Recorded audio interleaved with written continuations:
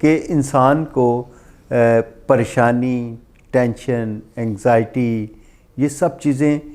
کیوں آتی ہیں اور اس کا حل کیا ہے، اس کا علاج کیا ہے؟ آپ نے فرمایا کہ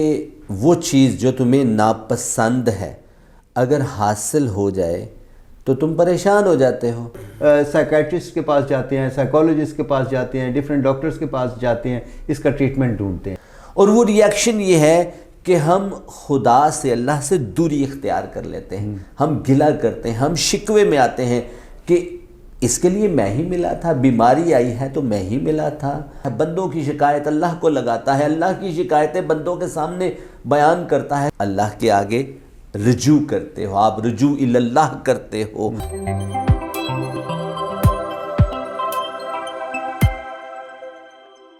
اعوذ باللہ من الشیطان الرجیم، بسم اللہ الرحمن الرحیم۔ شروع اللہ کے پاک نام سے جو رحمان اور رحیم ہے۔ ناظرین، خوبصورت سا پروگرام بشارت و عرفان کی باتیں لے کے آپ کا میزبان آپ کی خدمت میں حاضر۔ ناظرین، ہم نے پچھلے پروگرامز میں بہت سے ٹاپک ڈسکس کیے اور ہمیں آپ کی طرف سے بڑا فیڈ بیک ملا اور لوگوں نے بڑے سوالات کیے، ہم نے ڈیفرنٹ پروگرامز میں ان کے جوابات بھی دیے۔ ہمارے پاس ان پروگرامز کے بعد ایک اور ٹاپک آج لے کے آپ کی خدمت میں حاضر ہوئے ہیں کہ انسان کو پریشانی، ٹینشن، انگزائٹی یہ سب چیزیں کیوں آتی ہیں اور اس کا حل کیا ہے، اس کا علاج کیا ہے؟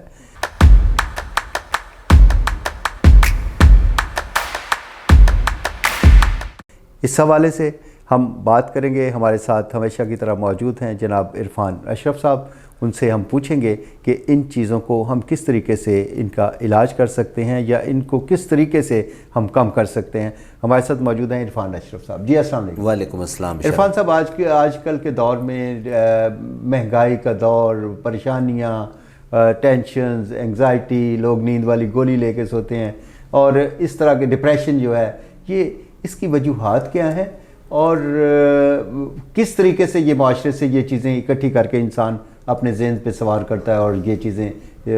سامنے آتی ہیں؟ بشارت بھائی، اس کا بڑا ایک آسان سا فارمولہ ہمیں حضرت واصف علی واصف رحمۃ اللہ علیہ کی تعلیمات سے ملا ہے۔ آپ نے فرمایا کہ وہ چیز جو تمہیں ناپسند ہے اگر حاصل ہو جائے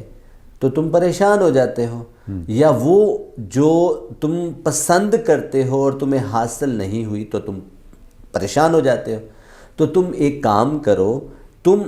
وہ چیز حاصل کر لو جو تمہیں پسند ہے، یا جو ناپسندیدہ چیز تمہیں مل گئی ہے اس پر صبر شکر کرنا شروع کر دو، تو تمہاری پریشانی، انزائٹی، ٹینشن اور ڈپریشن دور ہو سکتا ہے۔ تو یہ تو اس کی آسان سی ڈیفینیشن۔ تو عرفان صاحب، یہ بھی پوچھنا چاہوں گا کہ یہ دیکھیں، معاشرے میں لوگ رہتے ہیں، پریشانیاں بھی ہیں، گھریلو مسائل بھی ہیں، باہر کے بھی ہیں، کاروباری بھی ہیں، اور خاص طور پہ آج جو دور جا رہا ہے اس حوالے سے اگر ہم بات کریں تو ہر شخص اپنی جگہ پہ پریشان ہے کہ روزگار کا فکر ہے، بچوں کا فکر ہے، مستقبل کا فکر ہے، گھر کے نہیں چل رہے۔ تو ان حالات میں جب یہ اس ڈپریشن میں بندہ چلا جاتا ہے، انگزائٹی میں چلا جاتا ہے، اس کی اور پریشانیاں بڑھ جاتی ہیں، تو اس کا کوئی نہ کوئی حل ہوگا، کوئی نہ کوئی حل جو ہے اس حوالے سے آپ کیا کہیں گے؟ لوگ سائیکیٹرسٹ کے پاس جاتے ہیں، سائیکالوجسٹ کے پاس جاتے ہیں، ڈیفرنٹ ڈاکٹرز کے پاس جاتے ہیں، اس کا ٹریٹمنٹ ڈھونڈتے ہیں۔ آپ کیا کہیں گے اس حوالے سے؟ بشارت بھائی، ہم نے جن اساتذہ سے علم حاصل کیا تھوڑا بہت، ان کے پاس تو بہت تھا لیکن ہم ہی کچھ حاصل کر سکے، ایک سیٹسفیکشن ماڈیول ہے، اور وہ سیٹسفیکشن ماڈیول میں ایک قرآن مجید کی آیت کا ریفرنس ہے، اور وہ مفہوم قرآن مجید ہے کہ ہم اللہ کی طرف سے ہمیں آزمائش آتی ہے، اللہ ہمیں آزماتا ہے، کبھی کھیتیاں دیکھ کر آزماتا ہے، کبھی کھیتیاں اجاڑ کر آزماتا ہے، کبھی ہمیں اولادیں دیتا ہے، اولادیں اجڑ جاتے ہیں، کبھی ہمیں کاروبار ملتا ہے، کاروبار اجڑ جاتے ہیں، کبھی ہمارے لیے آسانیاں ہوتی ہیں، کبھی مشکلات سامنے آ جاتی ہیں۔ تو یہ کچھ مفہوم قرآن مجید ہے کہ اس طرح اللہ کریم ہمیں آزماتا ہے۔ اب آپ اس لائن کو ایک طرف رکھیں، اور اس کے لیے ہمارے پاس دو پاسبل سلوشن ہوتے ہیں۔ پہلا سلوشن یہ ہوتا ہے کہ ان تمام پریشانیوں، anxieties and stress and depression کے لیے ہمارا ایک ریئیکشن ہوتا ہے، اور وہ ریئیکشن یہ ہے کہ ہم خدا سے اللہ سے دوری اختیار کر لیتے ہیں، ہم گلہ کرتے ہیں، ہم شکوے میں آتے ہیں کہ اس کے لیے میں ہی ملا تھا، بیماری آئی ہے تو میں ہی ملا تھا، آنکھوں کا مسئلہ ہوا ہے تو میں ہی ملا تھا، اولاد نہیں ہوئی تو میں ہی تھا، ساری دنیا کو اولاد ملی ہے مجھے نہیں ملی، کاروبار اجڑ گیا میں ہی تھا۔ انسان گلہ کرتا ہے، شکوہ کرتا ہے، شکایت کرتا ہے، بندوں کا شکوہ کرتا ہے، اللہ کا شکوہ کرتا ہے، بندوں کی شکایت اللہ کو لگاتا ہے، اللہ کی شکایتیں بندوں کے سامنے بیان کرتا ہے کہ مجھے یہ ملنا چاہیے تھا نہیں ملنا۔ اس کا دوسرا پاسبل نتیجہ یہ ہو جاتا ہے کہ آپ ان تمام مشکلات کے بعد فوراً ہی اللہ کے آگے رجوع کرتے ہو، آپ رجوع اللہ کرتے ہو، آپ کہتے ہو یا اللہ تو میرا رب ہے، تو میرا مالک ہے، اگر مشکل آئی ہے تو مجھے منظور ہے، جے سونیا تو دکھاں تے راضی تے میں سکھ چلے پانے، تو وہ آپ اللہ کی ہر رضا پر راضی ہو جاتے ہو، آپ پوری اپنی ایفرٹ کرتے ہو، آپ اپنی بیماری کا علاج مکمل کرتے ہو، لیکن اگر پھر بھی آرام نہیں آتا تو آپ کہتے ہو کہ خوش نصیب ہے وہ انسان جو اپنے نصیب پر خوش ہے، آپ اللہ کے ہر فیصلے پر آمین کہتے ہو۔ اور میں نے درویش کی ڈیفینیشن پڑھی کہ درویش کون ہے؟ جو آمین کہنا سیکھ چکا ہوتا ہے، اور آمین کیا ہوتا ہے کہ اللہ نے جو لکھ دیا میرے نصیب میں مجھے منوان قبول ہے کہ اللہ تو نے جو لکھا ہے میرے لیے بہترین لکھا ہے۔ اچھا، موڈیول میں پہلا کانسیپٹ آپ دوری اختیار کر لیتے ہو اور دوسرا کانسیپٹ آپ اللہ کے نزدیک ہوتے ہو، اور میں نے بشارت بھائی اپنی زندگی میں یہ سیکھا ہے کہ جتنا بڑا آدمی ہوگا اتنا ہی جب وہ سٹریس، پریشانی، انزائٹی اور ڈپریشن میں آتا ہے اس کا ریاکشن اتنا ہی بہترین ہوتا ہے۔ آپ کبھی غور کریں کہ وہ جو تتلی ہوتی ہے نا، وہ جب اپنے انڈے سے باہر اپنا سر نکالتی ہے، اور جب وہ سر نکال کر باہر نکلنا چاہتی ہے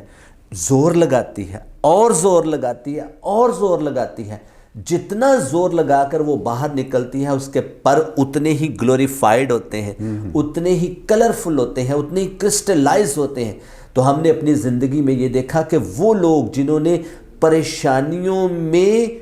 ایفرٹ کی ہے، پریشانیوں میں اللہ کا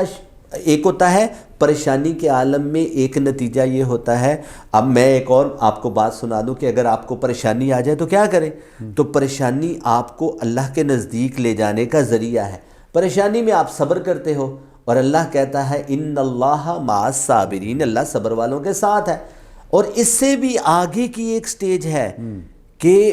جو بڑے لوگ ہیں انہوں نے مقام صبر کو مقام شکر بنایا ہے۔ آپ ذرا غور کریں، اللہ اکبر، آپ کربلا کا تذکرہ کرتے ہیں اور کربلا میں جتنا زیادہ امتحان تھا اور امام عالی مقام نے سجدہ شکر بجا لایا، اور بی بی صاحبہ نے جب شام کے دربار میں جب وہاں پر پہنچی ہیں اور حضرت علی کے لہجے میں آپ نے الحمدللہ کہا ہے اور کہا ہے کہ ہم وہ لوگ ہیں کہ جنہوں نے قربانیاں دی ہیں اور ہم اللہ کا شکر ادا کرتے ہیں کہ اللہ نے ہم سے یہ کام لیا۔ تو جتنا بڑا آدمی ہوگا اتنا ہی اس کی پریشانی اس کو گلوریفائی اور کرسٹلائز کرے گی۔ اس کا مطلب یہ ہے کہ جتنی بڑی مصیبت ہوتی ہے اتنی بڑی فضیلت ہوتی ہے۔ یس، ٹھیک۔ اچھا عرفان صاحب، یہ پوچھنا چاہوں گا کہ لوگ کہتے ہیں جی پریشانی آ گئی اور اس طرح کے حالات ہو گئے، یہ بتائیں کہ یہ بھی کہا جاتا ہے جی کہ یہ رب کی طرف سے آزمائش ہے، یہ آزمائش ہے یا کوئی امتحان ہے؟ یہ کیسے پتہ چلتا ہے؟ ہمارے استاد محترم سے کسی نے پوچھا کہ پریشانی آ جائے تو پتہ کیسے چلتا ہے کہ یہ آزمائش تھی یا اللہ ہم سے کوئی امتحان لے رہا تھا اور اس میں ہم پاس ہوئے کہ نہیں ہوئے؟ بڑا آسان سا نسخہ انہوں نے بتایا کہ پریشانی کے عالم میں اگر آپ اللہ سے دور ہو جاتے ہیں، آپ گلے میں آ جاتے ہیں، آپ شکوے میں آ جاتے ہیں، تو آپ سمجھیں کہ آپ کا امتحان تھا اور آپ امتحان میں فیل ہو گئے۔ لیکن اگر آپ اس پریشانی کے عالم میں، آپ ٹینشن کے عالم میں، آپ ڈپریشن کے عالم میں اگر اللہ کے نزدیک ہو جاتے ہیں تو پھر آپ سمجھ لیں کہ وہ آپ کی آزمائش تھی اور الحمدللہ الحمدللہ الحمدللہ آپ اس آزمائش میں پورے ہو گئے، آپ کو انعام ملا۔ اور پھر میں نے رابن شرما کی کتاب میں ایک بات پڑھی، انہوں نے کہا کہ اگر آپ پر پریشانی آتی ہے تو آپ 2-4-5 منٹ پریشان ہو لیں، کوئی بات نہیں، لیکن اگر آپ 2-4-5 منٹ کے بعد پریشان ہونا شروع ہو جاتے ہیں اور اپنی اس ٹینشن، انزائٹی اور ڈپریشن کو پرولونگ کرتے ہیں